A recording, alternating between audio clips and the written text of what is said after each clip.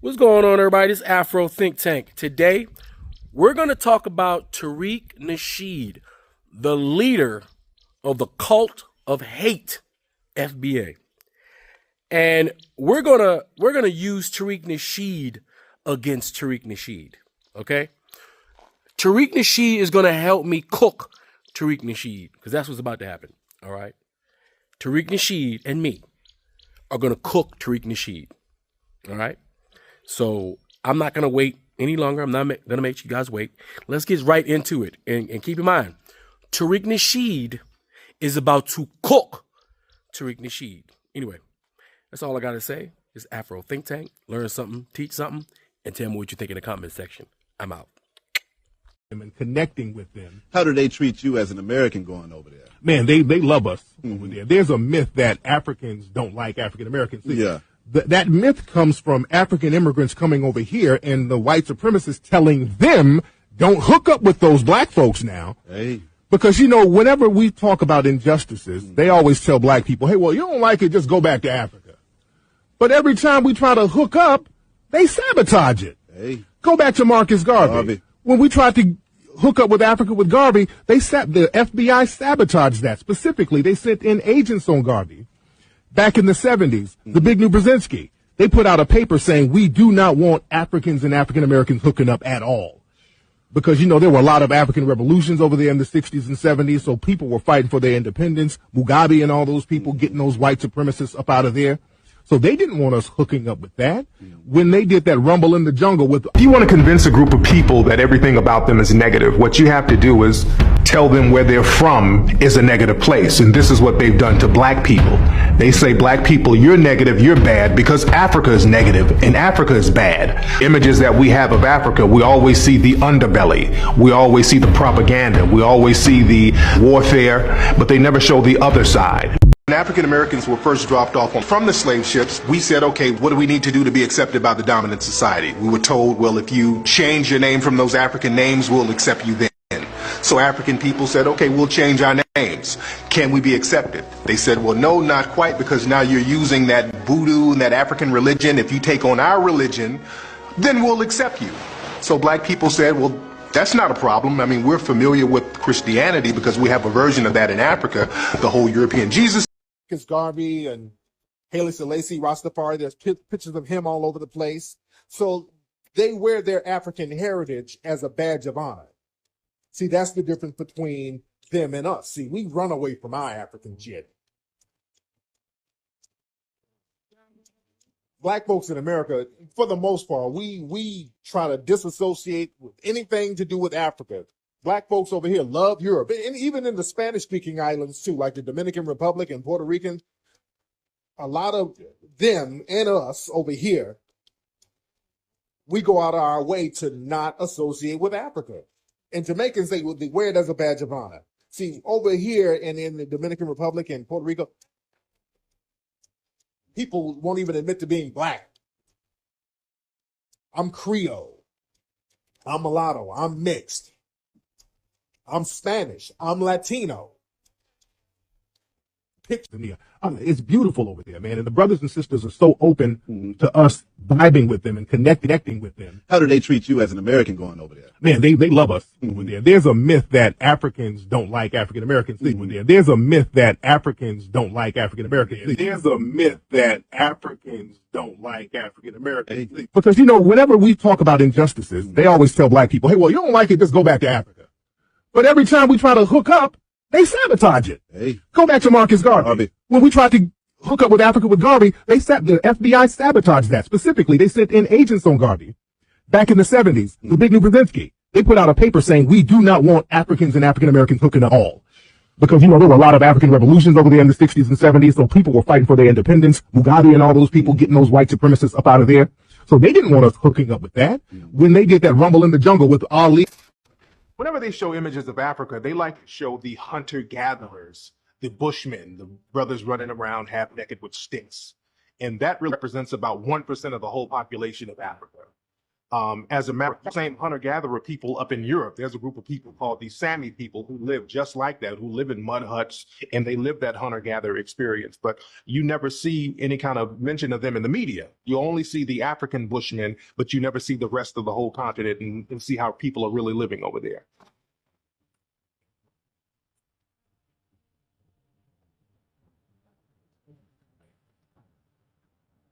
Whenever you look at old Tarzan movies, old cartoons from back in the 1920s and 30s, they would always show the cannibalistic African person dancing around in the jungle with a big pot, putting in missionaries, cooking them and eating them. And that's a major myth about Africa because there's no evidence of any kind of cannibalism going on in Africa.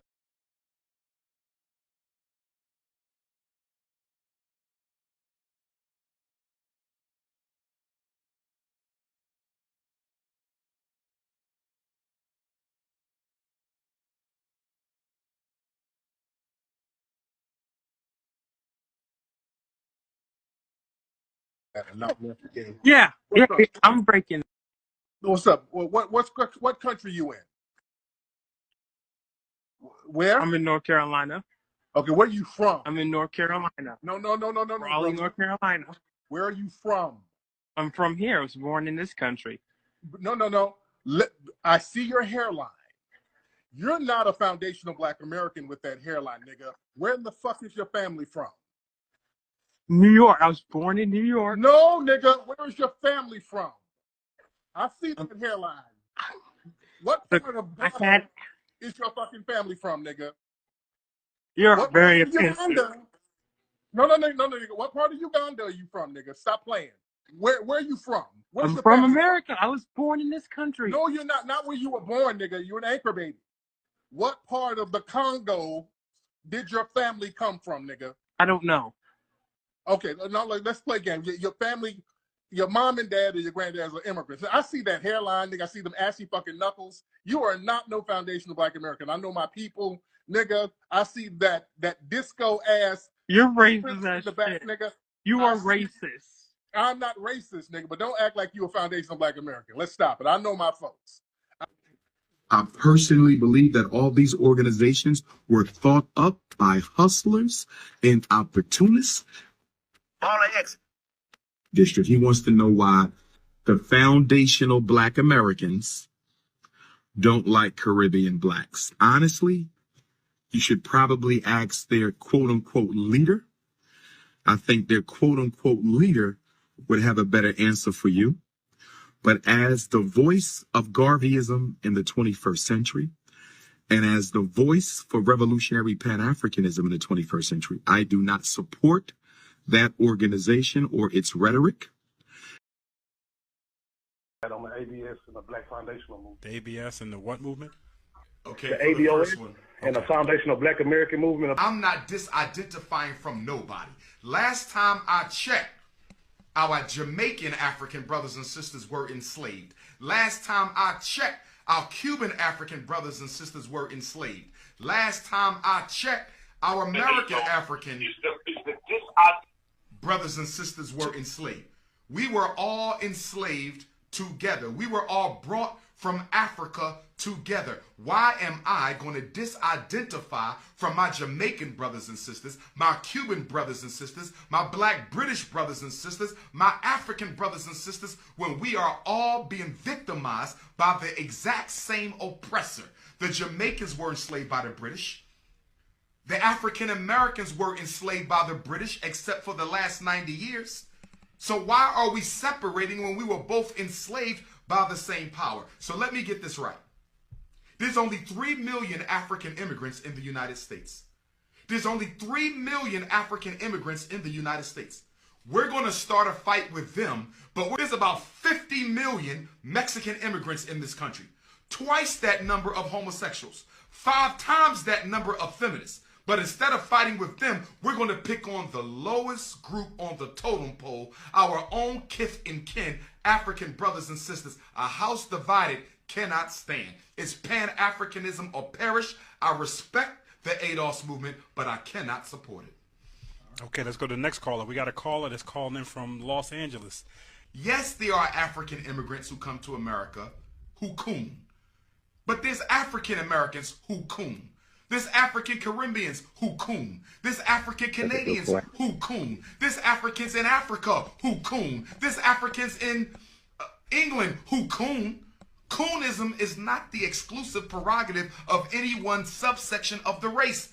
We have post-traumatic slavery disease and post-traumatic colonization disorder amongst us all. And nobody within this race of ours, nobody within this great God-given African race has a right to decide who can and who cannot struggle with us. We are one people, and anyone who tries to divide us as a race will be kicked out and pushed to the side. In fact, guess what? We have our own ADOS. We have our own ADOS. We have our own ADOS, and it stands for Africans of the Diaspora Organized for Success. ADOS that. Okay, we're going to go back to the phone line. Nor do I support the other organizations that are similar somewhat in scope, function, and philosophy. I believe in the total and unconditional unification and liberation of all African people in the world. I do not put conditions on my loyalty. I do not put conditions on my unity. I personally believe that all these organizations were thought up by hustlers and opportunists. I think some of them are funded by the power structure to divide Africans against Africans. I do not see anything good coming out of these organizations. None of them have a nationalist bone in their body. Most of them just want to beg the white man for reparations while they hate on African immigrants, but do nothing about the real groups that are stealing and robbing from black people. They don't say nothing about the rainbow community. They don't say nothing about the white Latino community. They don't say anything at all about the feminists, but yet they want to demonize and criminalize African immigrants. I do not support it. All African immigrants are my family. They are my brothers and sisters. I have no issues with them. Away from our African immigrant brothers and sisters, so you don't have to share any of your resources from your reparations package is selfish, ridiculous, and unnecessary. We approach the issues that affect our people from a global perspective. We need Africa. Africa needs us. The entire diaspora is interconnected and interdependent. We need each other. Yes, there's Africans who don't like African Americans. There's African Americans who don't like Caribbean Africans. There's Caribbean Africans who don't like British Africans. There's Canadian Africans who don't like Brazilian Africans. Yes, we have bigotry within the African race, but I'm bigger than that. And the Pan-African movement is bigger than that. And we understand that united we stand, divided we fall. To simply answer your question, you don't have to demonize African immigrants, and you don't have to weaponize your American African identity in order to protect your share of reparations. It's an unnecessary evil that was added to the pot that is undoing the relationship between Africans in the diaspora that many of us have been working towards for the greater part of our lives. And I would dare suggest, I don't think it's true, but it's possible. It at least has to be considered whether or not these movements are being financed by anti-African interests. Because these organizations really take off when?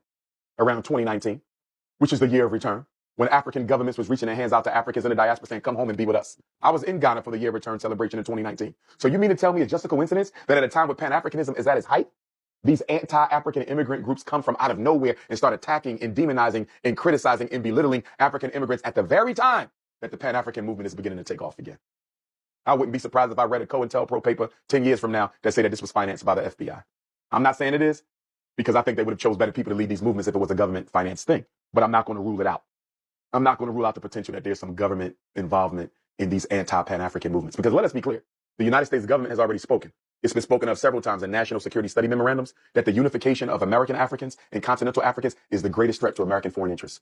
This comes from the State Department. The State Department said the only threat to what we're trying to do to this world, which is basically dominated, is the interconnected political economic unity of American Africans and African Americans. Not Christianity, not Islam, not this, not that. Pan-Africanism is the only threat America has identified as being a risk to its global agenda. Sure, we don't overgeneralize. As I said earlier, there's bigotry in every African population in the world, everywhere. There's nowhere you're going to go and not find some black people who ain't got an issue with some black people from somewhere else. But guess what? White people go through the same thing. Jews think they're better than Italians. Italians think they better than the French. French think they're better than the Irish. Let's go to the Asians. Chinese think they're better than Koreans. Koreans think they're better than Vietnamese. Japanese think they're better than the rest of them. So you have that in every race. So we don't have to be a utopia. The question is, can there be operational unity? And I believe that there can be, because as someone who's traveled every continent except Australia, where I'll be in the spring, there are genuine Pan-Africanists in Africa who want that unity. There are genuine Pan-Africanists in Jamaica who want that unity. There are genuine Pan-Africanists in Canada and France and London and in South America who want that unity. The issue is those of us who want it got to come together. That's all it is. Let's be honest. The white man is doing everything he can to keep us apart. Do you know that I've been told by Africans that when they come here, they're told by immigration not to mix with us? They're told. And another thing I think that we often discount, that the African immigrants, and I'm not saying anything bad against my African immigrant brothers and sisters, the Africans you meet in America are a certain kind of an African. They're the ones that the country felt comfortable enough with. I have a message for this man, TARIQ NASHEED. For those of you who aren't familiar with him, he's an American TV and film producer, and he's also an ally of Donald Trump. He claims to be the leader of a movement, FBA, Foundational Black Americans, which seeks to promote the interest of African Americans.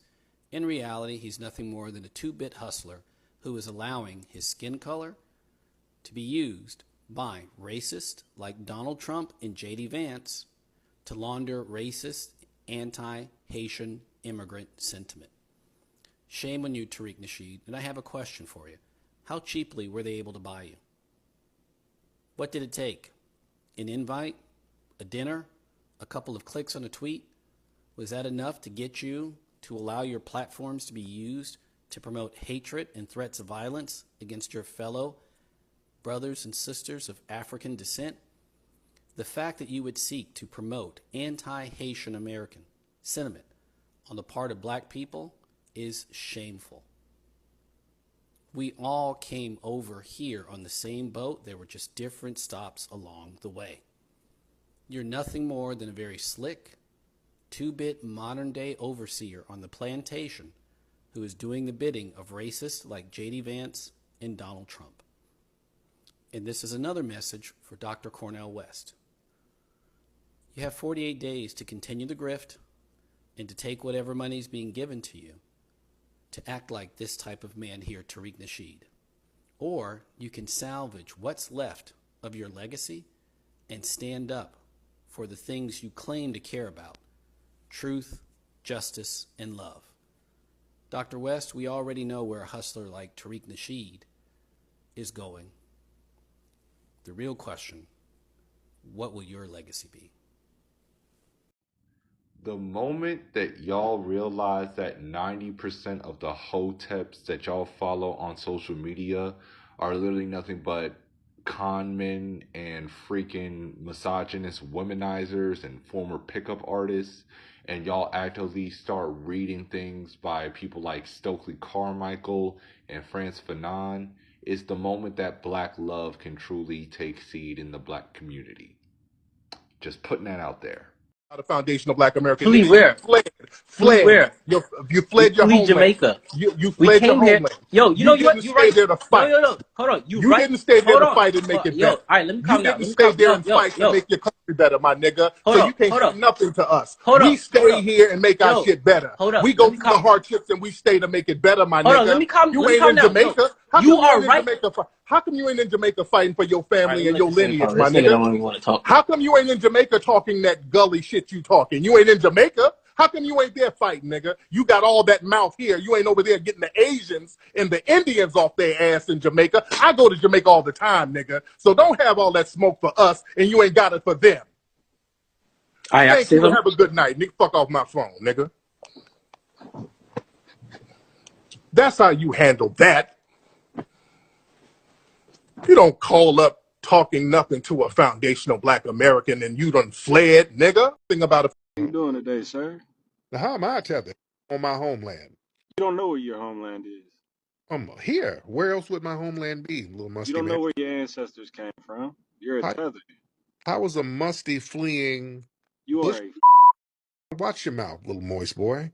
How's a little musty bushmeat eater going to tell me what my lineage is? And you don't even have a birth certificate. Go ahead, sir.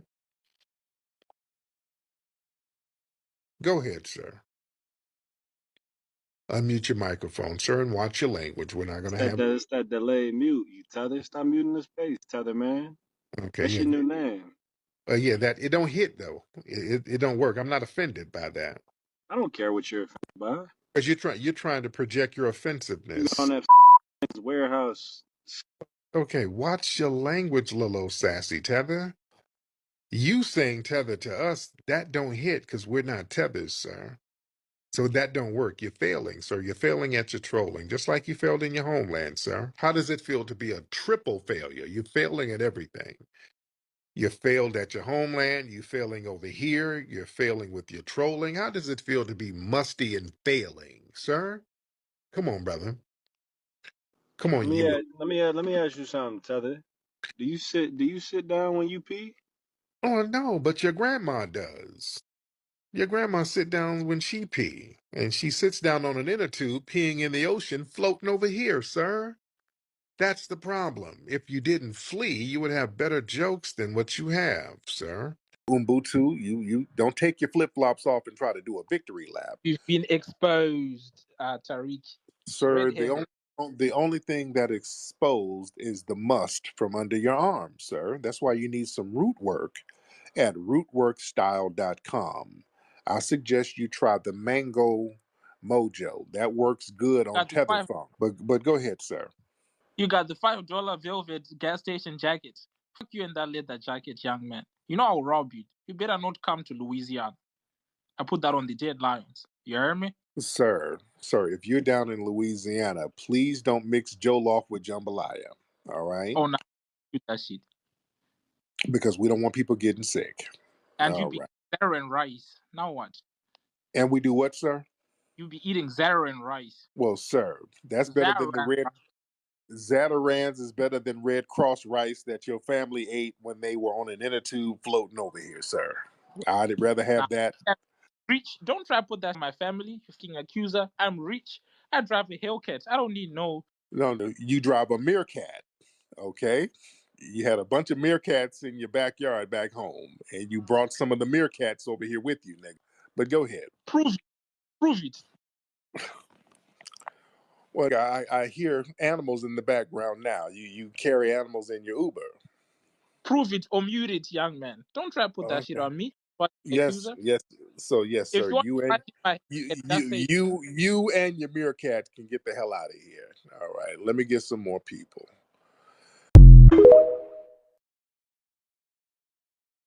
Tariq, I want you to name 10 African countries. Oh, I can name 10 restaurants that you need food from because you are over there starving in your homeland. McDonald's, Krispy Kreme, KFC, Jack in the Box, and Burger King. Now, why are you over there starving in your homeland?